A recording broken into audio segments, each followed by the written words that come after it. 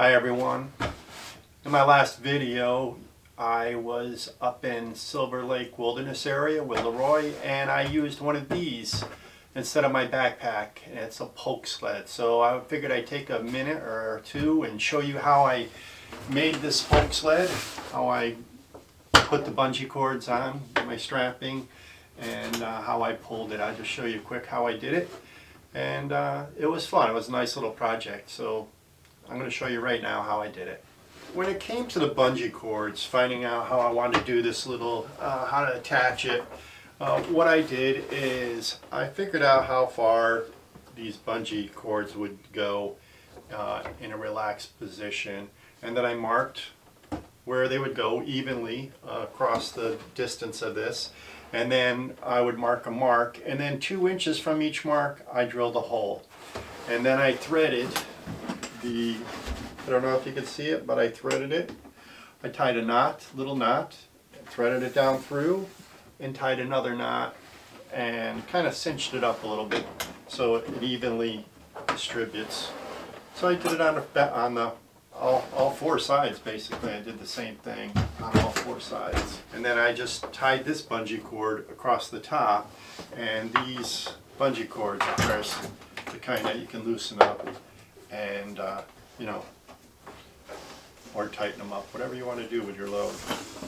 Now, what I did with these are, I went to Harbor Freight, and they have, these are casters that go underneath maybe a cabinet or something, and there was a wheel on here, and I grind the wheel off, and I bolted it down with the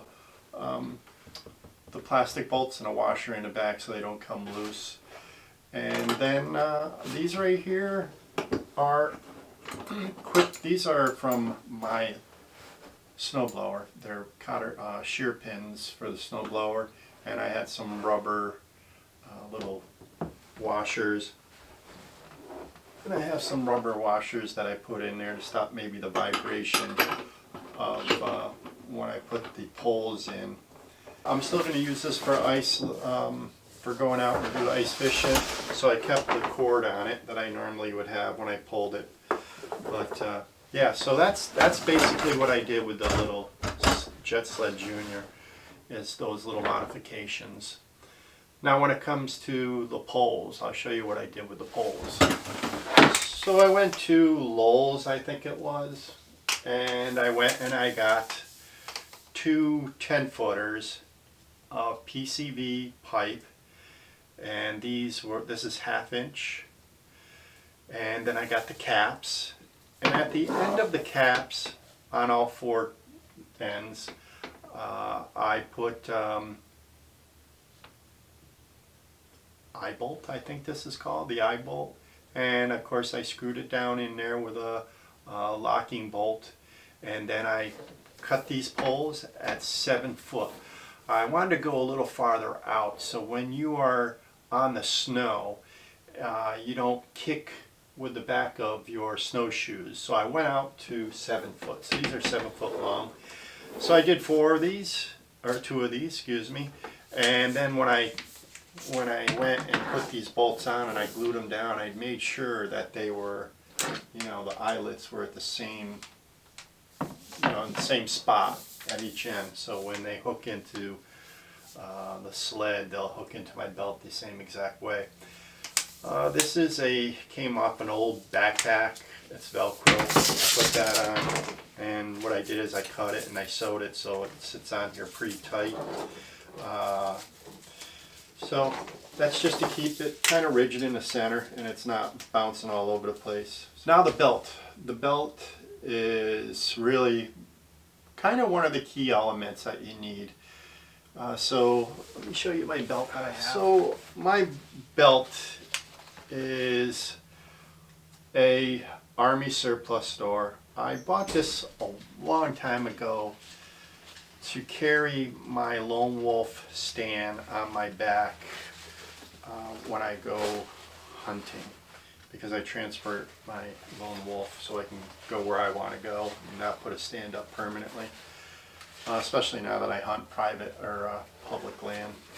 So anyways, I took this and an old and an old pair of suspenders that I had. And then I got a couple carabiners, one on this side, so you can just click right in here, the pole, and just reach back and it clips right in, and then when you want to come off, it clips right out. That's pretty quick. So that worked pretty good. It moves a little bit when you're walking, but most of the time it's like back here because you're pulling the sled. You know, it was kind of nice. It glided across my tracks that I was doing, and it did my gear. It was great. It was nice to take extra stuff that I would never ever take out in the woods though. One little trick is if you take this is bowstring wax. If you take this bowstring wax and put it on your runners, it really helps a lot. So if you can get it, get it. It's just wax. Most skiers put it on their skis and it helps glide. And one little warning, when you're out there and you come across a little creek, say you're walking and there's a little creek, pick it up. Don't let water hit this when it's really, really cold, because once the water freezes on this and then you go back on the snow, it collects and it starts to drag. It's like trying to pull the Titanic. It's just not going to happen.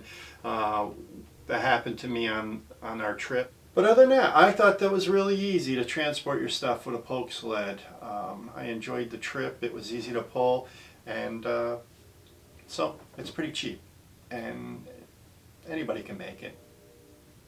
Proof. I made it.